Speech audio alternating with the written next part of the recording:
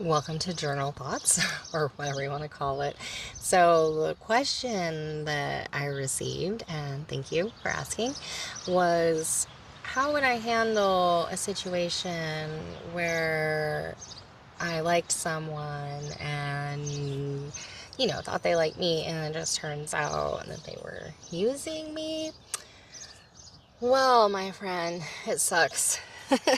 For sure. So let me just honor. And I think that a lot of us have been in that place where we thought maybe a relationship was more than, what it was. And then we have the disappointment.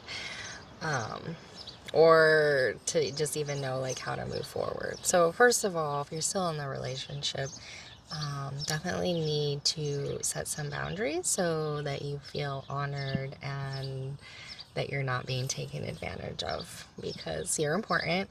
We all deserve high quality treatment, and if people don't want to treat us that way, then they just don't need to be in our lives. And because right, I'm assuming this question was asked because I've been kind of carrying on for weeks now. And let me just go ahead and share the full story of what's been happening. It's kind of a similar situation, and then we can talk about how we might handle that, or ways to look at these kind of challenging moments in a way that will help us move forward and possibly make different choices. So, a few years ago, I had my sister and her husband. I invited them to move onto my property. They were losing their house. So they came, they've been living in my RV, and I didn't charge any rent. They just had to pay electric, and they were supposed to build a little homestead here. And a lot of addicts in my family, and they have both been in recovery, and decided that they thought it was, after being ex-heroin addicts, it'd be a good idea to drink again. And it's really kind of been a downward spiral. And as well, I'm a recovering alcoholic, so it was kind of, I didn't, it was kind of kept separate and, not totally noticeable for a little while. But over the past year and a half, it's become more and more obvious, and the signs of alcoholism and nothing happening over there. And so I'm getting resentments, right? So I feel, and it was kind of like, okay, when there's my friend, but, um, then it started to feel like I was being avoided. And so I think this is kind of then where it comes into I'm like, oh, well, you don't even want to be around me anymore. You're just using me for this space. And then on top of that, not even being very grateful for it, right? Just having it be kind of trashed and, and all this. So, um, and it's my younger sister, and I just have had the hardest. I've always wanted to rescue my sisters. So they're finally, it's been such a long saga, and they're finally moving out over the next couple of days, this coming up week. Finally going to be gone. And it's just been really hard because I want to make amends, I want to make it work. I don't like feeling the uncomfortableness of arguing, and that's sort of part of my personality. Is I'll just want to smooth things over, treat me however, as long as I don't have to feel the discomfort of arguments. And that's an old story. And so that's where we kind of look at, be like, okay, is this event happening? Is this person taking advantage of you something that is a first time thing, or is this something that you notice is happening over and over in your life? So for me, trying to rescue my sisters and care for them and give them has blown up more times than I can count. So it's an old pattern for me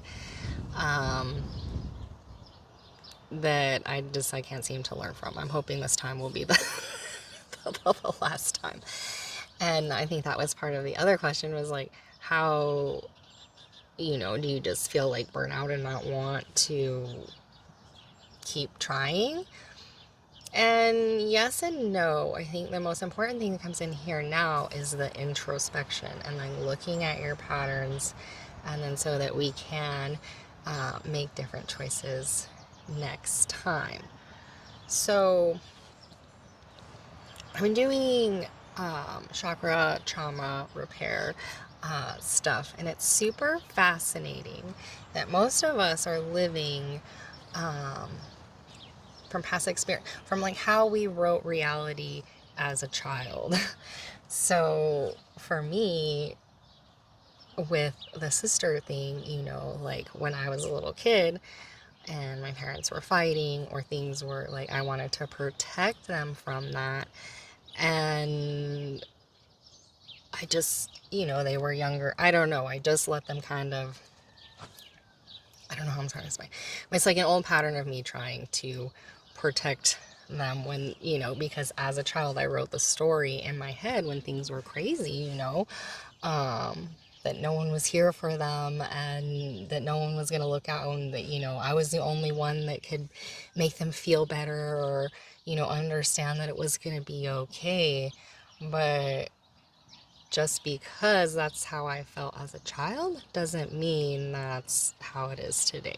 So maybe for, I'm not sure exactly what the circumstance was, but, a lot of us feel like we're never going to have love again, or, we have to cling to any bit of, like there's a scarcity problem, like, and so maybe looking into that a little bit, like where in my early life did I feel like I wasn't gonna be loved if I just didn't let people walk all over me, um, and is that still true today?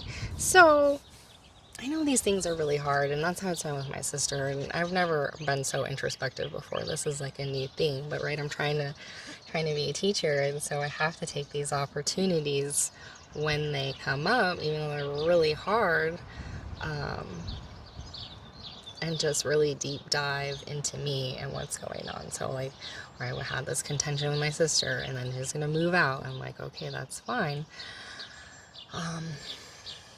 And then,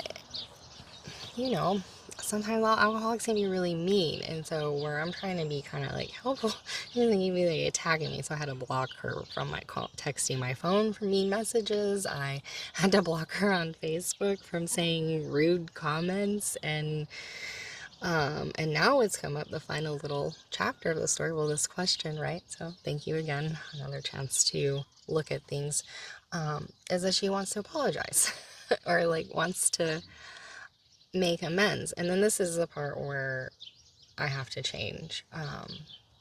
And I was having dreams before this even came up, that I needed to not right now. Like I needed to, that there just needed to maintain the distance, and that I couldn't kind of smooth things over and just pretend that her life is okay and what she's doing is okay, because we're just not on the same path anymore, and I just don't need that in my life, even though it's family, and even though I love her so much, and like she is like a best friend, or was. And but we really, over the past few years, gone real different directions, and so at this point, for my well-being, I just have to say I'm not ready yet.